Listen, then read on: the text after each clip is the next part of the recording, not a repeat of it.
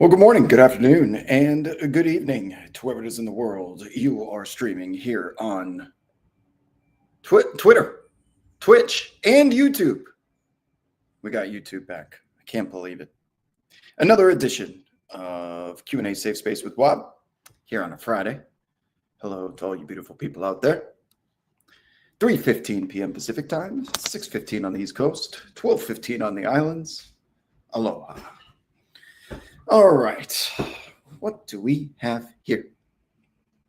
It's Friday. This is my last show of the week.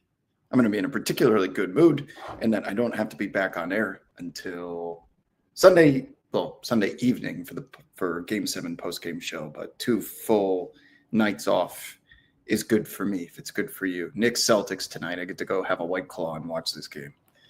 Not complaining about it. Perhaps a tequila, a couple adult beverages. I feel like I might need it. What's up, chat? Give you guys a couple of seconds to join us if you're watching on. I'm pulling the chat from Twitter as well as Twitch and YouTube, but click the Say Something button at the bottom of the screen if you are interested in participating. Other than that, let's get to it, shall we? Wolves, first comment I see is Wolves-Knicks finals needed. You guys remember that preseason game? Dante DiVincenzo at the free throw line when he was barking with Rick Brunson. That was one of the few WAP investigations from this year. Seems possible. We're certainly not there yet. Talked about it on the show a little bit earlier today, but if you didn't listen, Cedric Maxwell finished the sentence for me too. That it's not a blessing in disguise. It's not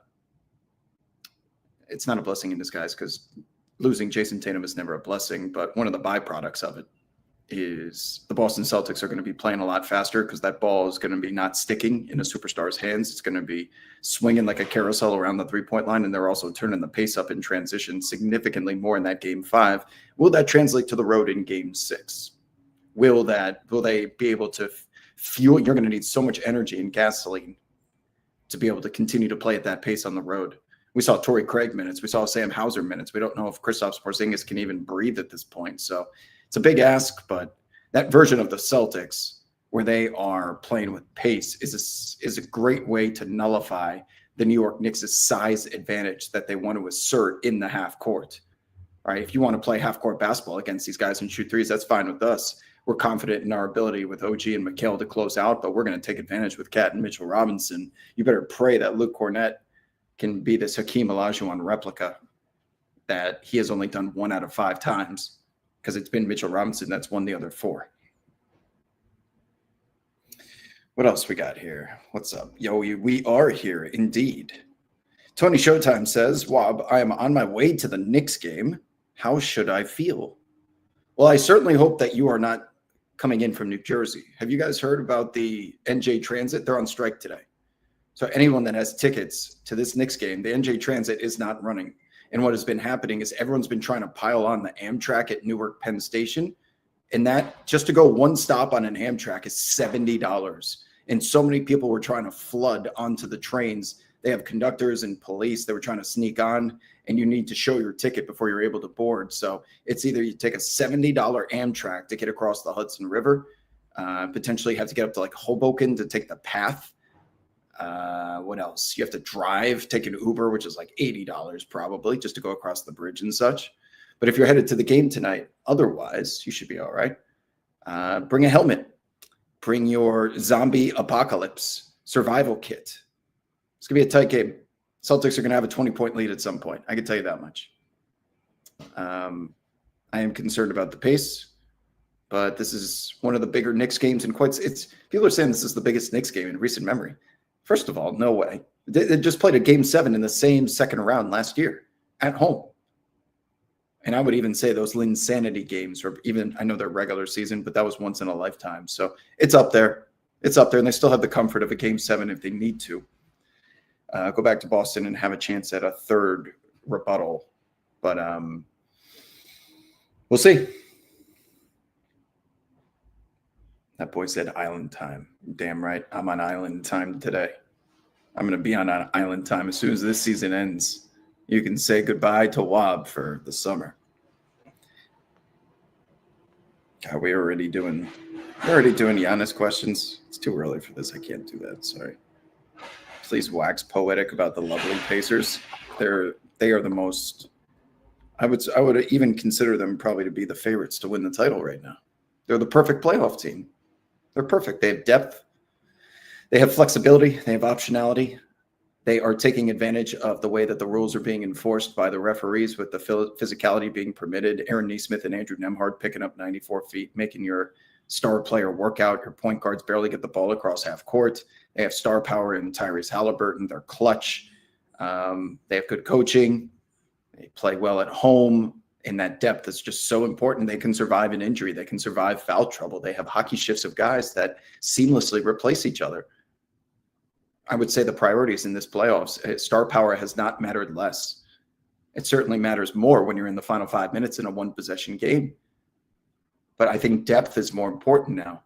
These teams like the Nuggets and the Knicks with their 6-7-man rotations, they are so close to like a Michael Porter Jr. injury away from the house of cards just come crashing down. You got to have defense that can play in the half-court sets as well as in the fast break. And while the New York Knicks do a lot of things well, what they would prefer not to, like what's the most difficult way to defend fast break? When you're backpedaling, because then you have to start closing out on the secondary transition trailers. And putting the defense on its heels is tiring. It's exhausting.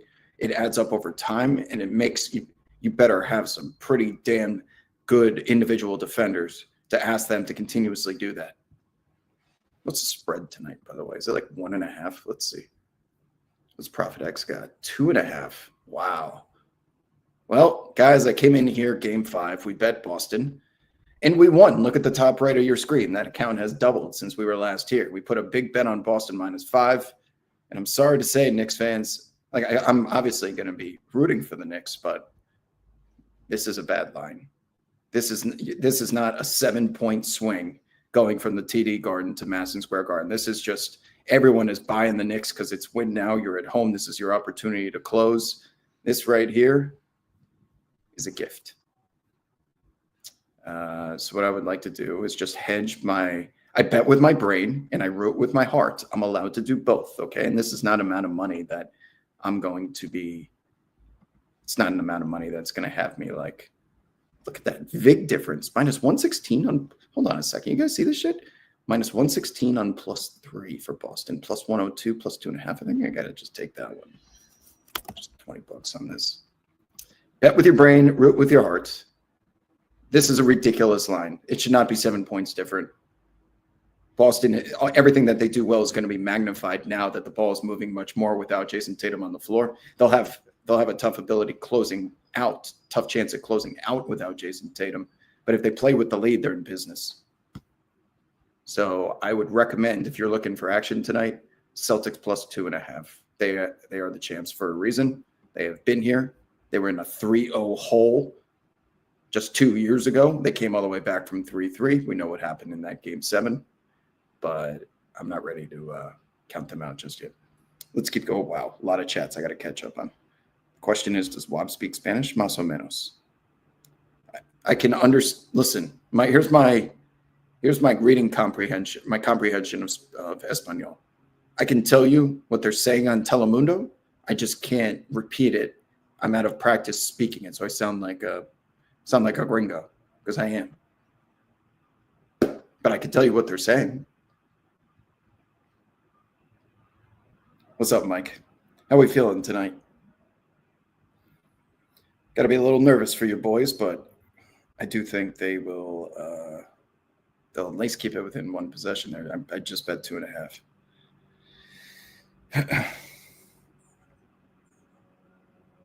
And I'm sorry I'm not like pom-poms and rah-rah New York Knicks fan. I imagine a lot of you are super excited about tonight. You guys have to understand, because of my age, I've just seen too much. I've seen too much. And your fandom with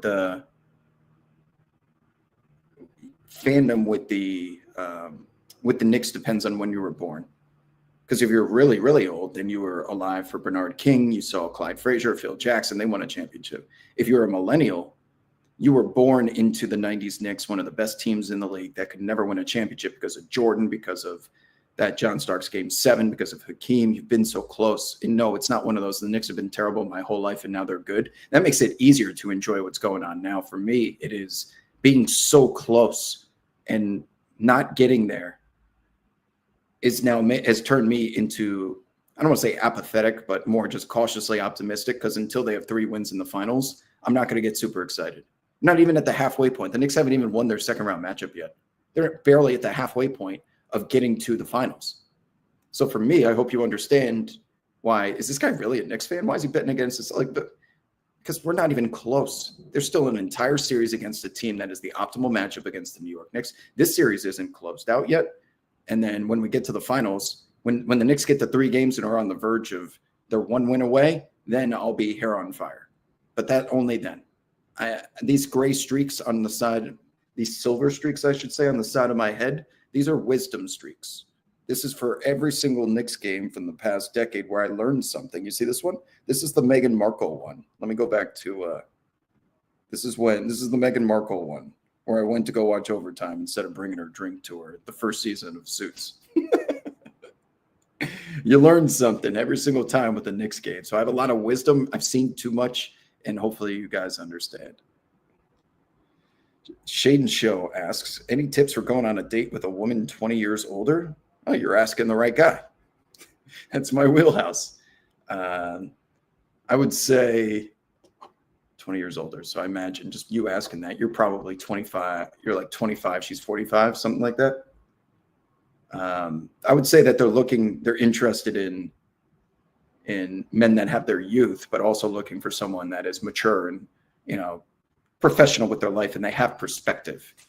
At that point, if an older woman is dating you, there's a reason why. She could have been recently divorced. She could have had kids at an early age, and she's trying to make up for lost time. And she wants someone that has perspective of the world and knows exactly what they want. That would be my advice. What is with this hair in the back? Is that shit popping out? Yeah, I think it's that simple. They know what they want, and it's to go out there and have fun. You need to be able to provide that. That's why they're dating you.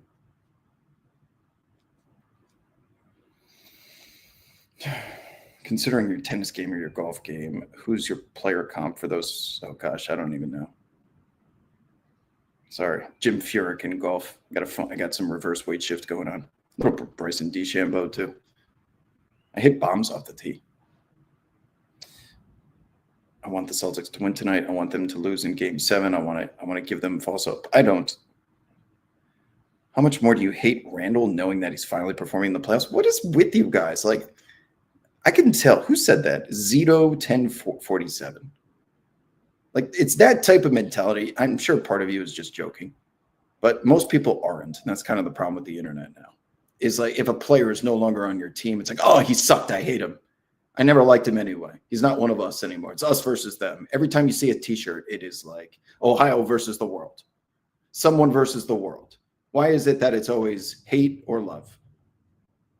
I am very appreciative of what Julius Randle did for the New York Knicks franchise. He blood, sweat, and tears for them. He just wasn't good enough as the team's best player to be leading them to a championship. He was all NBA. Do you think that shit happens by accident?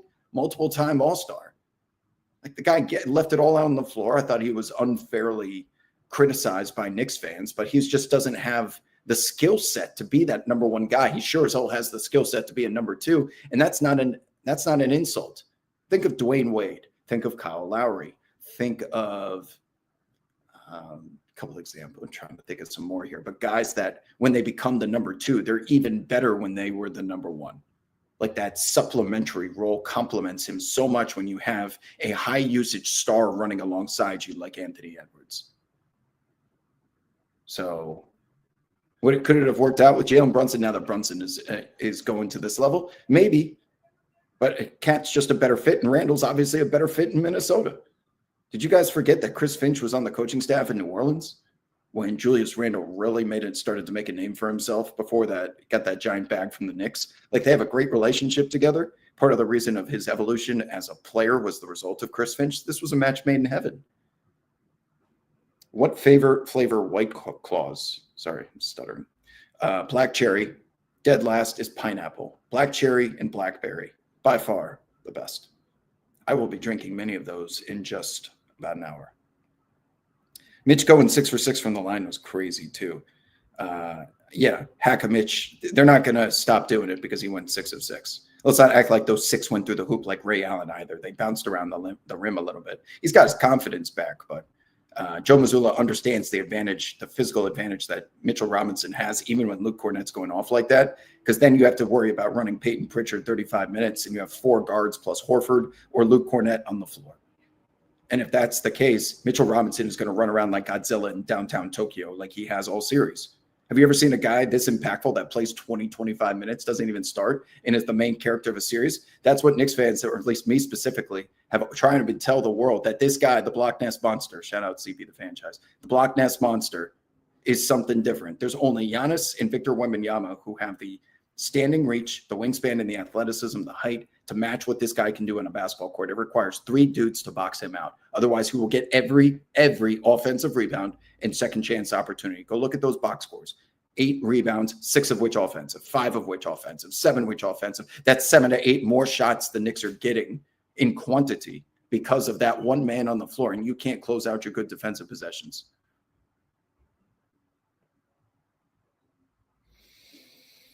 What else you guys got? Who do I have taking the West? Man, I'm going to be bummed out by OKC if they don't win this series. Man, and I tell you, you know what? Did anyone listen to the postgame show last night? Sam Mitchell, Coach Sam Mitchell, 2007 NBA Coach of the Year, was co-piloting with me. He did it on his own, and now I'm kind of there too. This J-Dub thing that's been happening between games 4 through 6, if he has another bad 7 and they lose game 7 and they lose, that man's getting traded for Kevin Durant.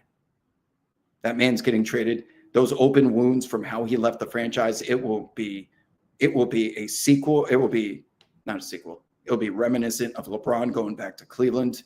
That I can't think of a better way for Phoenix to get off of that KD contract, get underneath the apron, get a young star in there that's under team control for a considerable amount of time, that can take the time to get better. And Kevin Durant comes in there and he fills every void that J-Dub leaves behind with his inefficiencies as that second option. What we just talked about with Julius Randle. J-Dub's not living up to that. This is all going to be on Shea in game 7 unless he can go out there and do his thing, J-Dub. Too much one-dimensional basketball, and Shea was pretty damn good in that game 6. But even then, it wasn't enough. You're going to see KD to OKC rumors. And then Antonio did it today without even listening to the show. He's like, man, I'm thinking about trading J-Dub 4. And I cut him off and I go, don't say it. Don't say it. Durant's going to be in play if they lose game 7.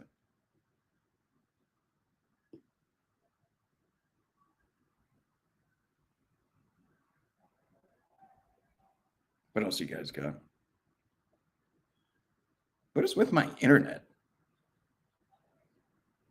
Did I just glitch there for a second? Sorry about that. It's happening in the police chases too.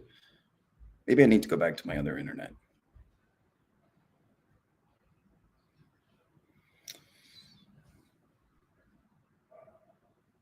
Danny says, I'm with you on plus 124. Okay, I'm catching up on all the comments here, guys. I'm sorry if it takes me a minute to get to yours. I'm just trying to make sure I don't miss anybody.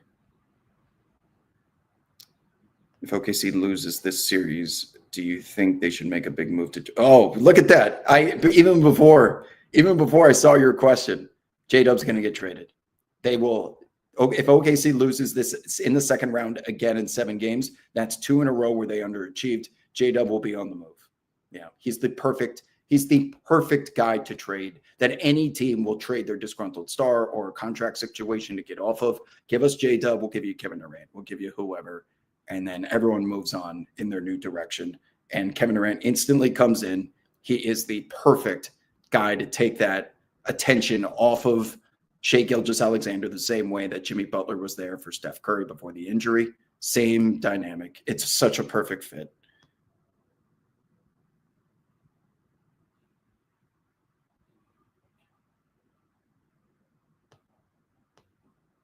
$26. Oh, the guy. Okay, I see you in the chat.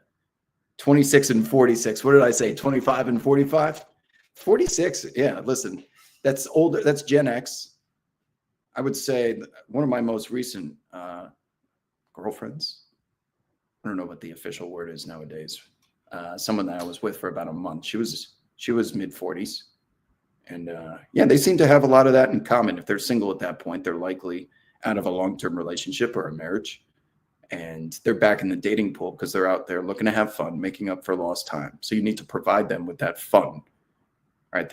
They may not be trying to rush straight into something unless they make that very obvious. But in my experience, that's how it's gone.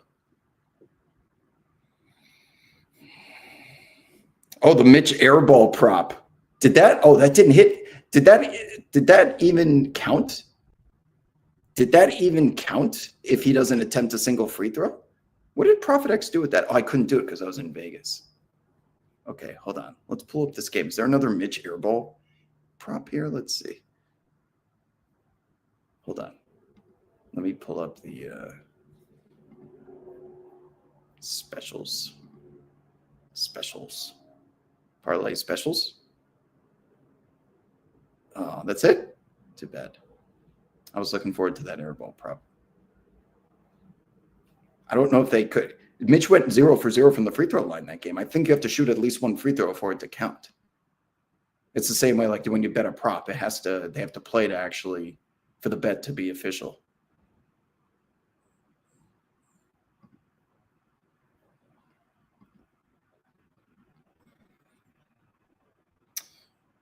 Who's going to guard Derek White? He's launching threes like Stephen Curry, but he's not being guarded. I'm so mad. He is being guarded, but the problem is the Knicks are sending help off of Derek White. If you help off the strong side, he's going to start taking and making threes. And also the Knicks are backpedaling in transition. He's going to be hitting those trail threes. So preventing Boston from getting out into the open floor has to be priority number one. That means either making your shots or, which is obvious, that'll help slow down the secondary transition and affords you an opportunity for your guys to get back.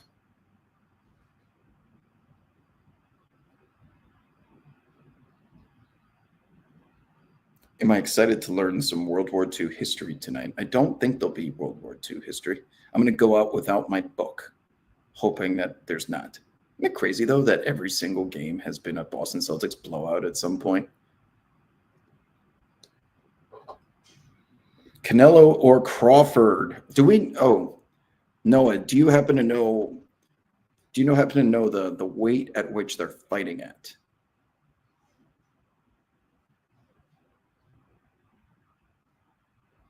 You happen to know?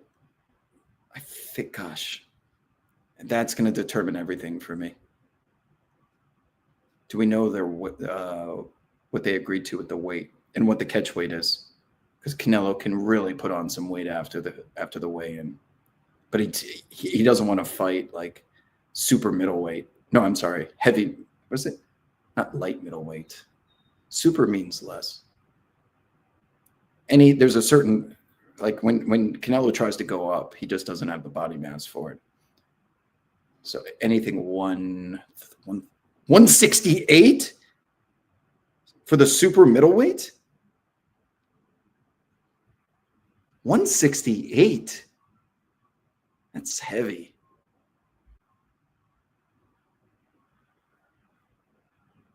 That's heavy. I think I'm going to go Bud Crawford at that weight. I hate betting against Canelo because he's so pure, but give me Bud.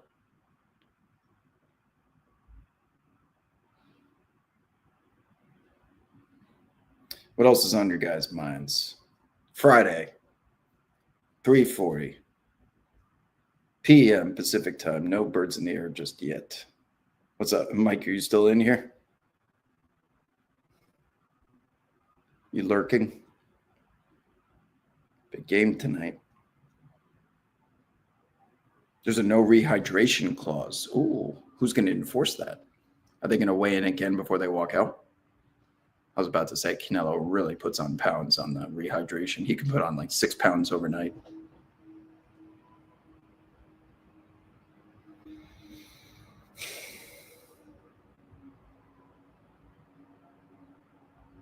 Mitchell says, I like the idea of trading KD, but as a Suns fan, what do we do with Beal? You sit there and you watch him cash his checks. That's what you get for trading for someone with a no trade clause. You have to wait till it expires. That's why you need J-Dub there to figure it out. Take 2 years. You guys aren't going to win a championship, but J-Dub can continue his ascension to potential stardom. But man, all the pressure in the world. Like Shea and Jokic at this point have proved that game 5 with them going back and forth they're both so certified. They're both so worthy of being MVPs, the two of them. Like no matter what happens in a game 7, that game 5 finish, that 3-minute sequence between the 3:03 mark and the 48-second mark was just some of the most perfect showcase of basketball, nuclear firepower, star power, shot making. But J-Dub, you, sir, are the main character. I'm sorry. All those little throwing towels on Nick Gallo's head, your little troll press conferences about rebounding. Those are not going to be so funny anymore if you take another dump on the floor in game 7. Must be Hellwick o'clock. What's up, Steve? Welcome in.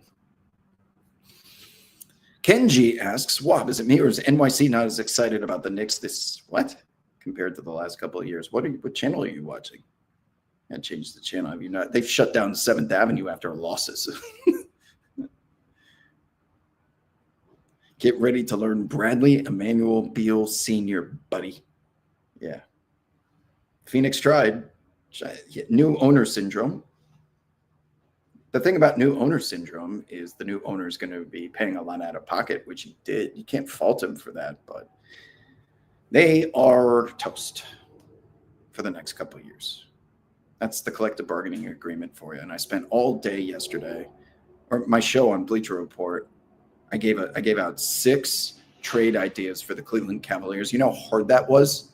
You guys know how hard it is to come up with trade ideas when a team is in the second apron? Do you want to hear a couple of them? Let's see. You want to hear a couple of them? Okay, so projected salary for the Cavs, $221 million. The tax threshold is going to be $187.8 million. The second apron around $208. Jordan Poole for Darius Garland, but also the 2027 first-round pick. All of these trades are ways for the Cleveland Cavaliers to shed money because Darius Garland makes 39.4, Jordan Poole makes 31.8. So Jordan Poole plus the 2027 Wizards first-round pick for Darius Garland. DeAndre Hunter for Duncan Robinson. Duncan Robinson doesn't have a fully guaranteed contract. You can wipe off nearly $14 million off your books if you waive Duncan Robinson. And then in return, you get a 2030 protected first-round pick, but you have to get rid of DeAndre Hunter. DeAndre Hunter for Cam Johnson straight up. Cam Johnson makes $20.5 million. DeAndre Hunter, $23.3. That gets you within $5 million of the second getting below the second apron. Keldon Johnson for DeAndre Hunter. Keldon Johnson makes $17.5 million. DeAndre Hunter, $23.3. This would put the Cleveland Cavaliers $426,000 to the good on the right side of the second apron. Jordan Clarkson for Max Strus, 1 year, $14.2 million. Jordan Clarkson, 2 years, $15.9 for Max Strus. You still can remain competitive without stripping parts of the main part of your rotation. And then finally, I did Darius Garland for Jeremy Grant to Portland. That's $39.4 million, Darius Garland. Jeremy Grant makes $32. That is nearly a $7.5 million savings. It puts them $2.3 million to the good on the second apron. And then the Cleveland Cavaliers also get the 2025 number 11 pick in this upcoming draft, as well as a top 5 protected pick in 2027. So 2 first-round draft picks plus Jeremy Grant. You add some 3D, a guy that's kind of regressing here a little bit, but it does help you with your salary cap savings immensely. Okay. Thank you. I wanted to share that with you all because I spent so much time trying to make those trades can actually work in 25, 26. Now, obviously, they're going to be adding players as soon as the fiscal year turns over and all that good stuff. But I did take the time to make sure that those were all doable based on the collective bargaining agreements, stipulations, regulations, whatever you want to call it. Cavs should just run it back. They can't, though. They're in the second apron. I mean, we're talking about, is Dan Gilbert going to pay that type of luxury tax bill? And then you have all the second apron penalties?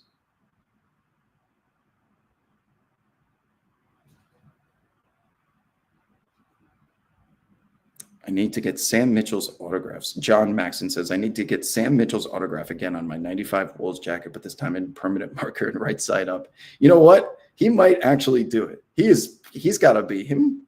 I obviously enjoy my show with Antonio, but I really look forward to the Sam Mitchell ones too, because he is just so authentic and unfiltered while still being incredibly knowledgeable. And boy, is he confident in his opinions. He has opinions. He will share them, but it's one of those, the difference here between this and, what some older NBA players and the vets have this bad reputation for not watching the game or like it. No, he's watching. He is most certainly watching. You guys hear that shit? That's a loud ass crow.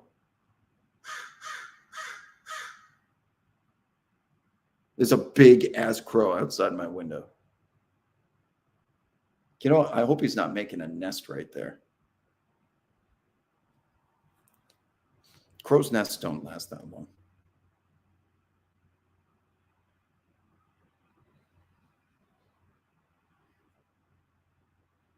Right? Anyone that watches NBA TV knows how funny Sam Mitchell is. And he's definitely more politically correct on TV, but he's still, you can tell this guy is like, how much time you got? I'm going to kill this fucking bird. You're ruining my show.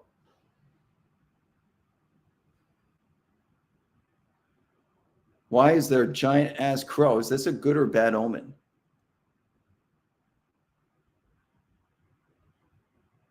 Anyways, I think he knows I'm talking shit. Oh no, that's bad luck, says the chat. Is the line going to change? Where are we at here? So it's still 2.5. Okay. Back to the show. Oh, what's that? 8? Wait a second. Did I see that correctly? 8.5 for Denver OKC? Man, I am not sold on OKC at all right now. Is that serious?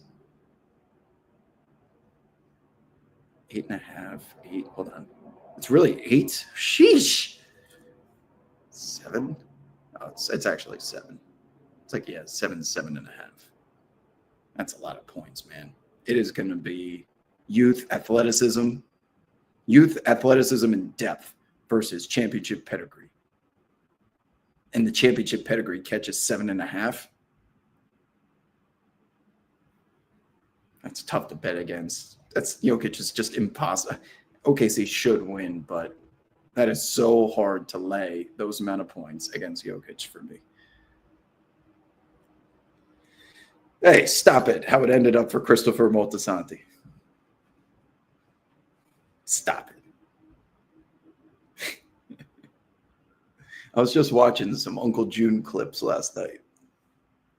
Never had the makings of a varsity athlete. Oh, you motherfucker. What? He has no clue. It's Uncle June's got dementia.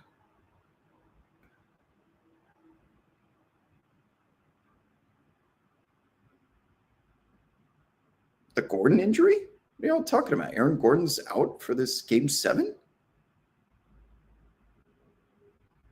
He's hurt? Aaron Gordon's hurt? When did this happen?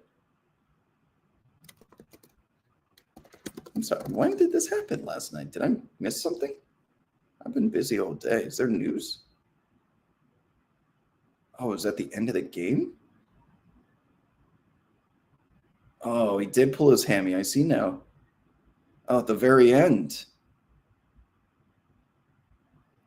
Aaron Gordon on his hamstring. I feel okay. We'll see. I'm starting a recovery process now. Make sure I'm getting ready for game 7. Yeah, obviously, if he's out, then OKC's going to steamroll.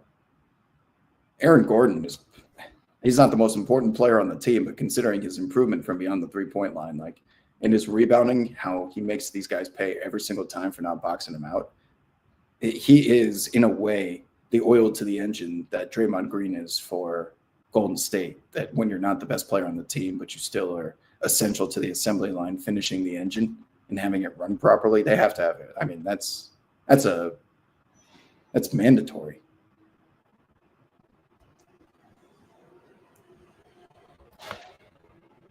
Oh, stop. I can't do the Russell coaster. I can't do the Russell West coaster anymore. I'm nauseous. The ups, the downs, the ups, the downs. It's either the far end of the extreme positivity or that performance last night where he got yanked out within 2 minutes because of all those turnovers. I can't do this anymore. He's so chaotic. He smokes so many layups, and I understand what he does well, but he is as much of a walking, breathing Monopoly chance card as I have ever seen.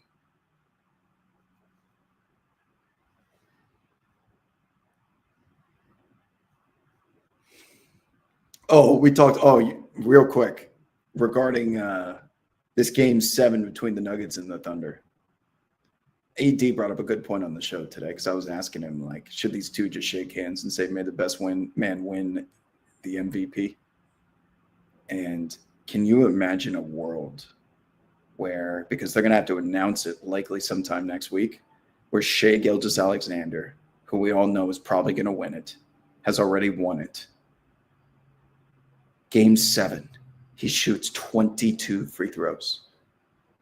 What people are going to say? You think the conspiracy theories around the Mavericks and the draft lottery are rigged? That they wanted to make sure that when they gave him this trophy, it wasn't incredibly awkward as fuck. Because if he loses game 7 and then he's got to accept this trophy, tell me that's not going to be a terrible look for the league.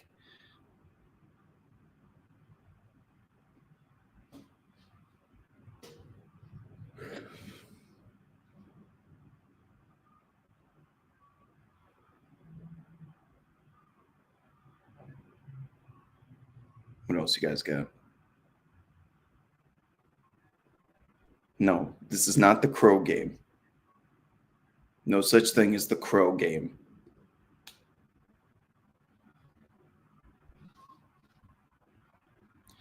Jimmy Woods is asking about what I bet tonight. Yeah, if you're just joining a little late, I bet Boston. Look at the right side of your screen. I have Boston plus 2.5 at plus 102. Those odds are via ProfitX, obviously. You're not getting better odds elsewhere.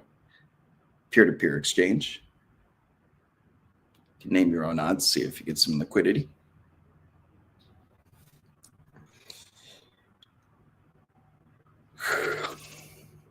Bet with your brain, root with your heart. I'll be rooting for the Knicks, but $20 insurance policy on if I'm wrong.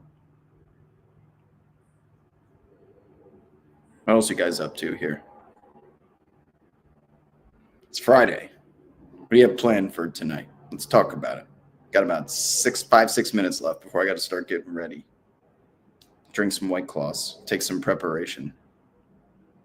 Hauser's threes tonight. I'm scared about him for some reason. Yeah, he's going to be open. What do you want me to tell you? They're going to get threes up. A lot of them are going to be open. That's what they do. FSG Barstool seats. What do you mean? Oh, those like the Skybridge seats? Those are probably like $1,000 for this game. That's the Chase Skybridge.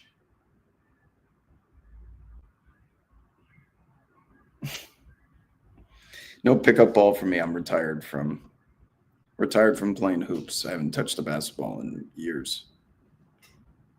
I used to play about 3 times a week. Man, those games were hard. I can still feel it shit in my body. $350 for the Skybridge Barstool seats? That's actually not a terrible deal if you're just there for the atmosphere. You can watch the game on the $350 to experience from the way up there above the rafters. Do most people know that aren't Knicks fans? Do you guys know about the Skybridge at Madison Square Garden, how high it is?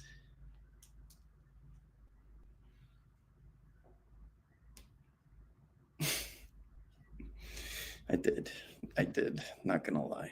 You would have probably beaten my ass. Hell, I'm too washed. Once upon a time.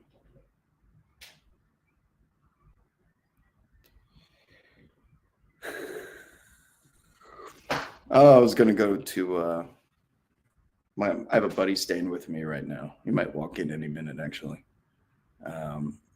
Because I have nothing to do Saturday whatsoever. I was trying to figure out what the plan was going to be, but I was going to take my buddy to the Dodger game. He ended up going last night, so no Dodger game. Isn't it crazy? It takes an hour and a half to get there from where I live. An hour and a half to get to Dodger Stadium in your own city. You could get from New York to Philadelphia in that amount of time.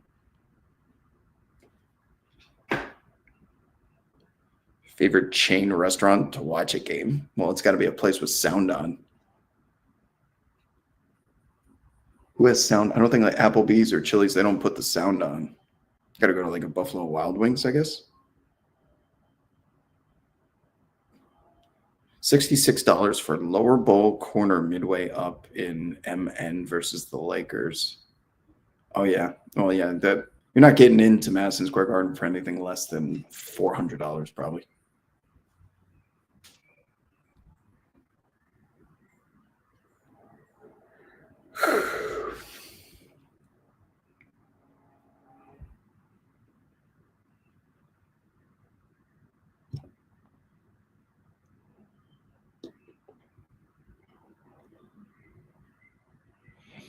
Well, I don't mind ending a couple minutes early. Yeah, MSG. I have Lakers tickets, and I thought those would be the thing with. I used to flip Knicks tickets. I had Knicks tickets during the Linsanity run, and I eventually gave them up because of how expensive the season ticket was.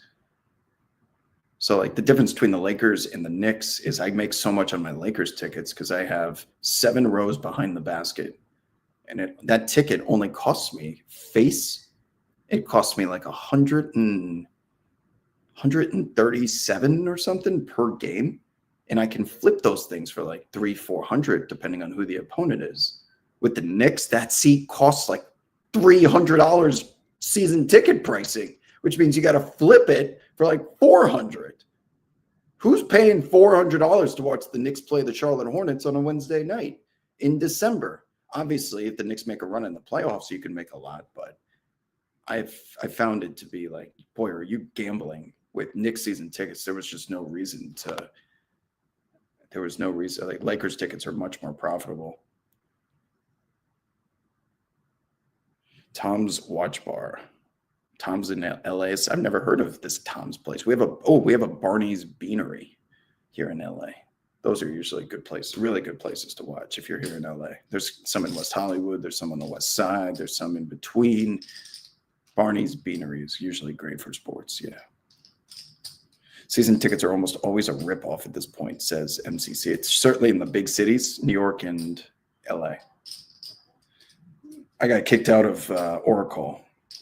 Your boy here that you're looking at watched a game in 2014 when I said, if Harrison Barnes makes this shot, something tells me the Golden State Warriors are going to win a championship in like the next 2 years.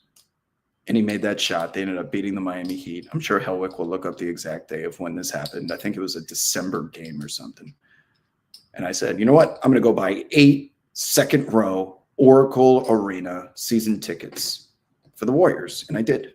And it went wonderfully. And guess what? They got really good, and then they kicked everyone out. They said, if you don't have a San Francisco address, sorry, then they can do that.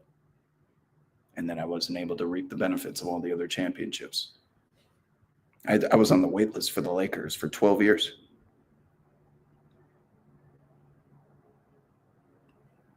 Will Julius give the Wolves the hometown discount? No, there is no such thing as a hometown discount.